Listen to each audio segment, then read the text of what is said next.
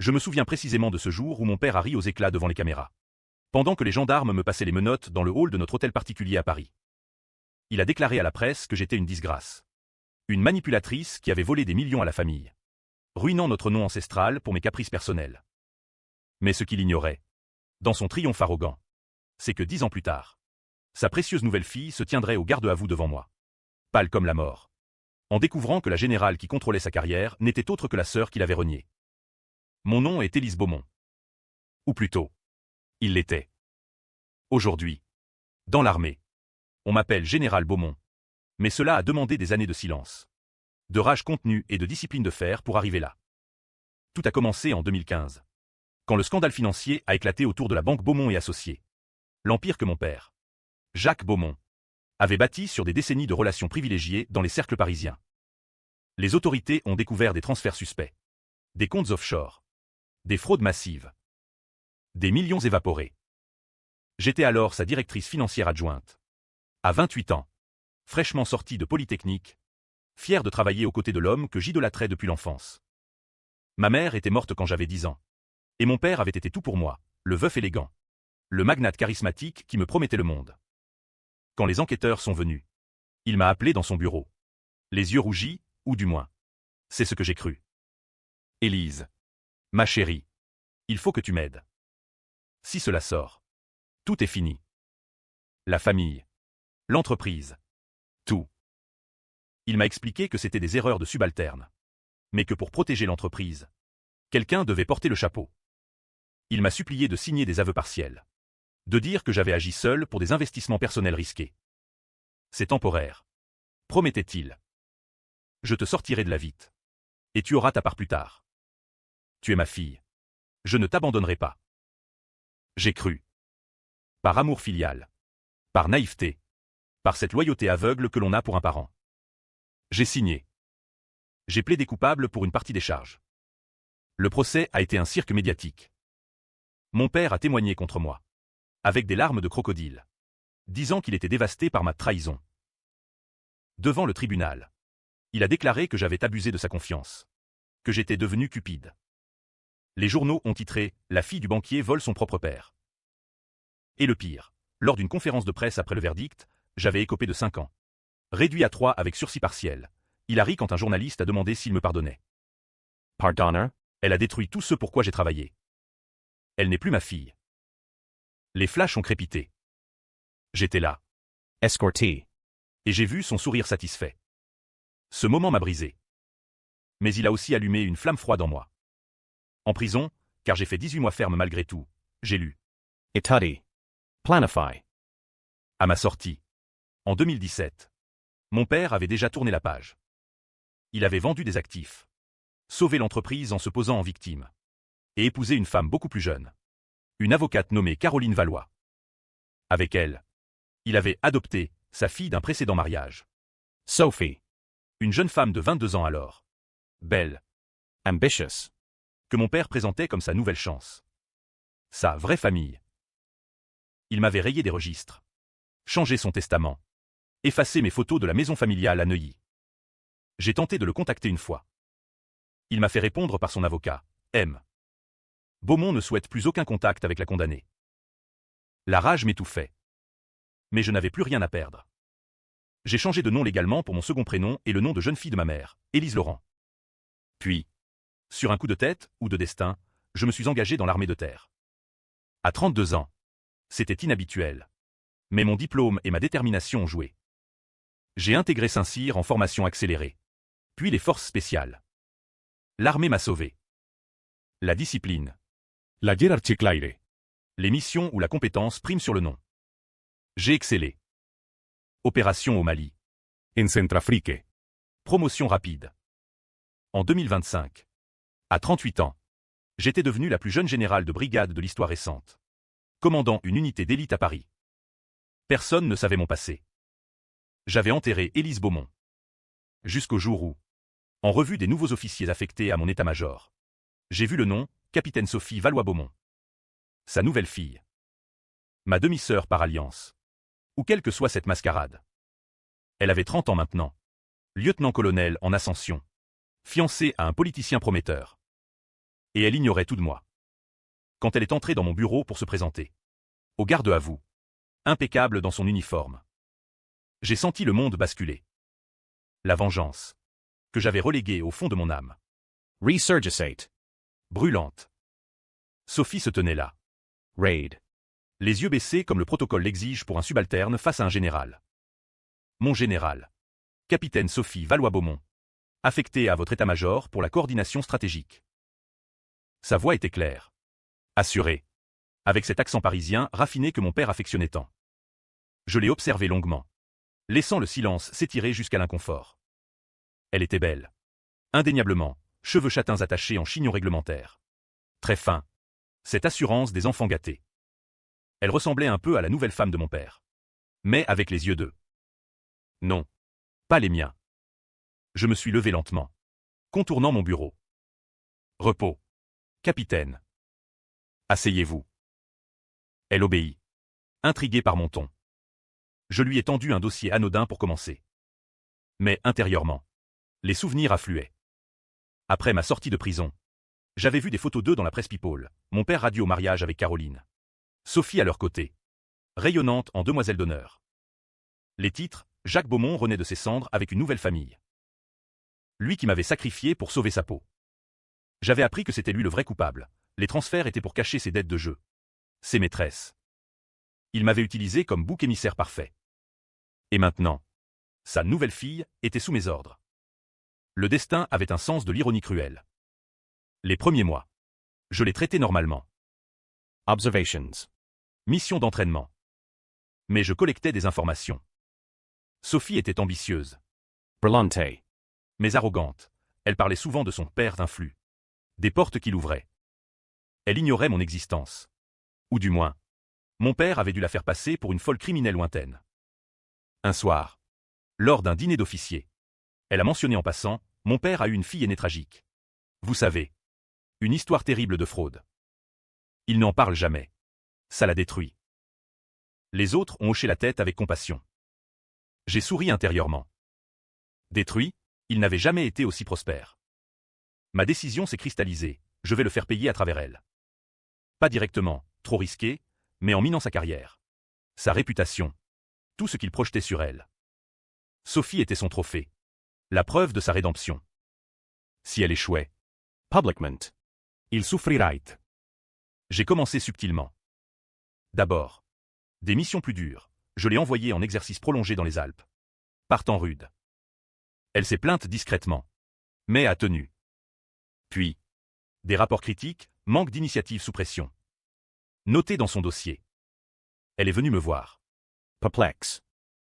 Mon général. Ai-je fait quelque chose de mal? Mes évaluations précédentes étaient excellentes. J'ai feint la surprise. Capitaine. L'excellence n'est pas un acquis. Ici. On prouve chaque jour. Peut-être que vos relations civiles vous ont trop protégé. Elle a rougi. Often see. Elle n'osait pas répliquer. La hiérarchie militaire est sacrée en France. Mais je voyais la graine du doute plantée. Parallelement. Je faisais enquêter discrètement sur mon père. Ses affaires avaient rebondi. Mais avec des zones grises, contrats publics douteux. Liens avec des politiques. J'attendais le moment. Un jour. Sophie a reçu une invitation pour une réception à l'Élysée. Grâce à mon père. Je l'ai bloqué, mission prioritaire. Capitaine. Annulez. Elle a obéi. Furieuse. Je sentais la tension monter. Elle a commencé à poser des questions sur moi aux collègues. Qui est vraiment la générale Laurent? Elle semble avoir une dent contre moi. Personne ne savait mon passé. Mais le destin accélère. Lors d'une opération simulée, j'ai délibérément compliqué son rôle. Menant à un échec cuisant devant les observateurs NATO. Son rapport a été sévère. Elle a craqué. Demandant une mutation. Je l'ai refusé. Vous restez jusqu'à ce que vous prouviez votre valeur. Capitaine. Ses yeux lançaient des éclairs. C'est là que j'ai commencé à savourer. La vengeance n'était pas un coup rapide, c'était une érosion lente. Comme l'acide. Mon père. De son côté. Prosperate. Inconscient du storm qui couvait. Jusqu'à ce qu'il apprenne les difficultés de Sophie. Elle a dû lui en parler. Et alors? La machine s'est mise en marche. La lettre est arrivée un matin pluvieux de novembre. Sur papier à en-tête luxueux de la Banque Beaumont. Cher Général Laurent. Mon nom est Jacques Beaumont. Ma fille Sophie sert sous vos ordres. Et elle semble traverser une période difficile. Pourrais-je vous rencontrer pour discuter de sa carrière? Un père inquiet.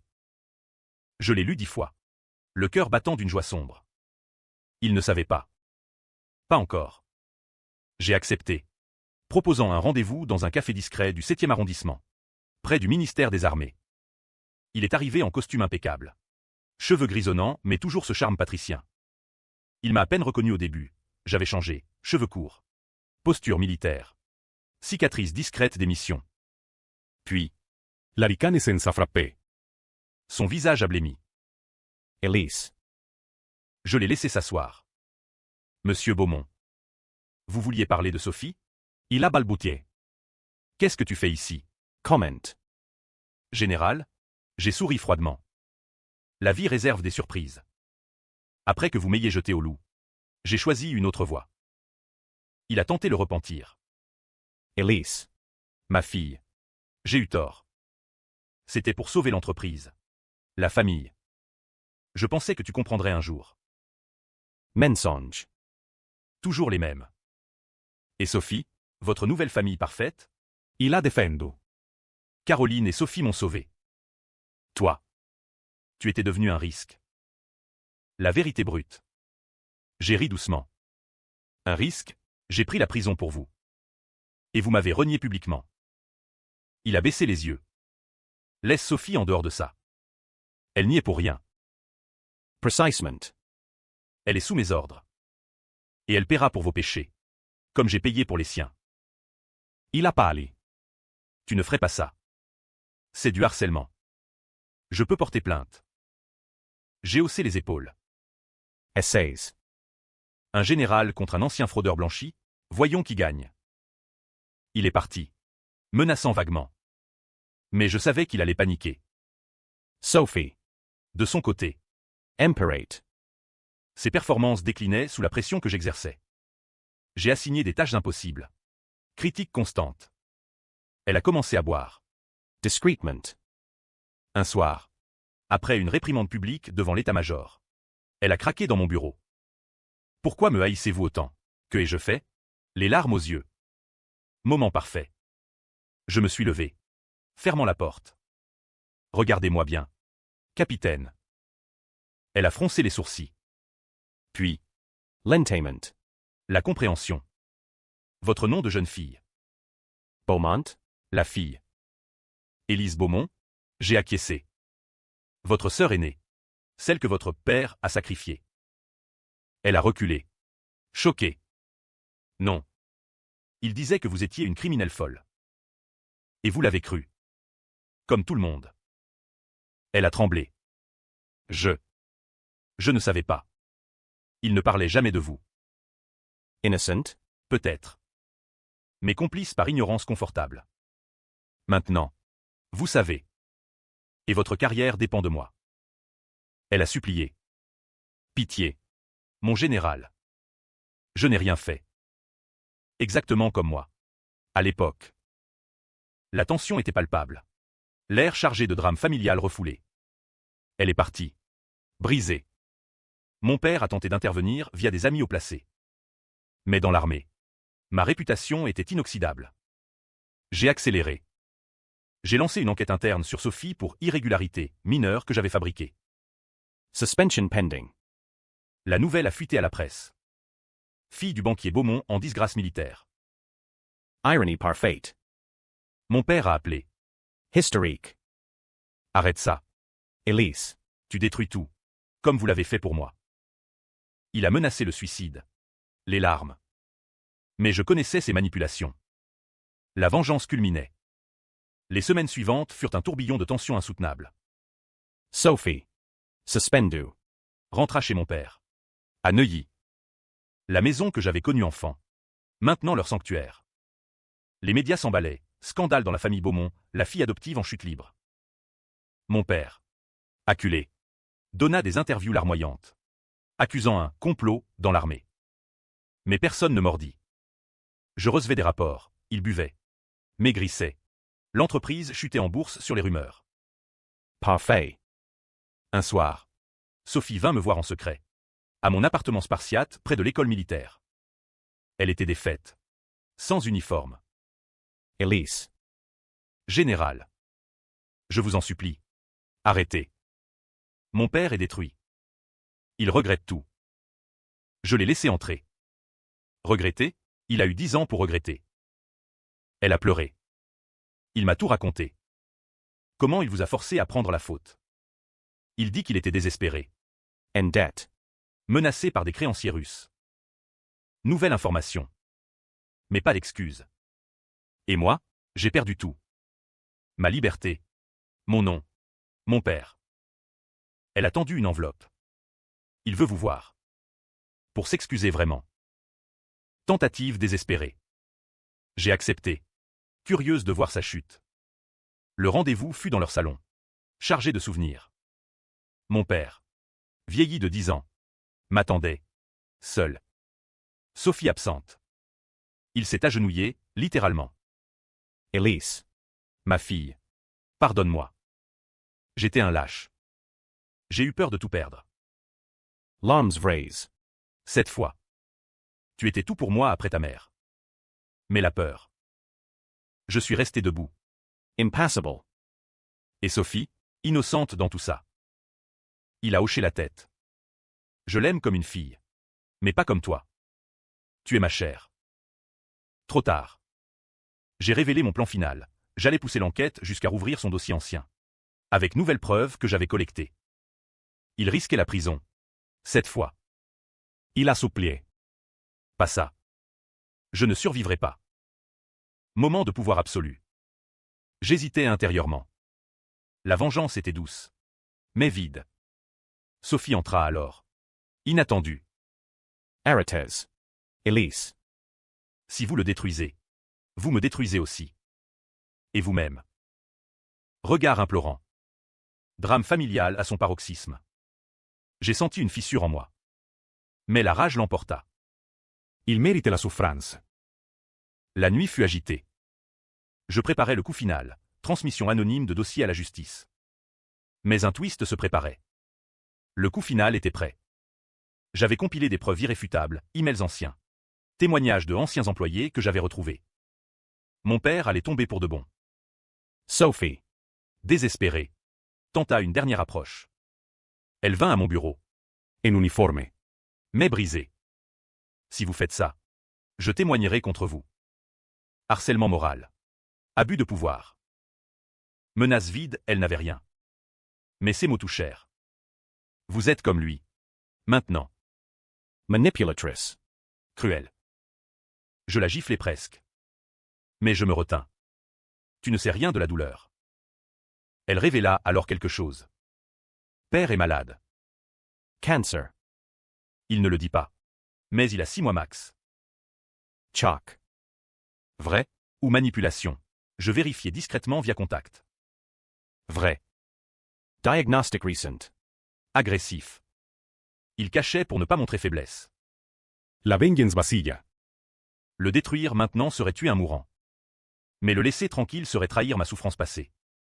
Dilemme moral profonde. Je convoquai mon père une dernière fois. À l'hôpital où il commençait des traitements secrets. Il était faible. Perfusions. Élise. Pas de larmes théâtrales. Juste fatigue. Fais ce que tu dois.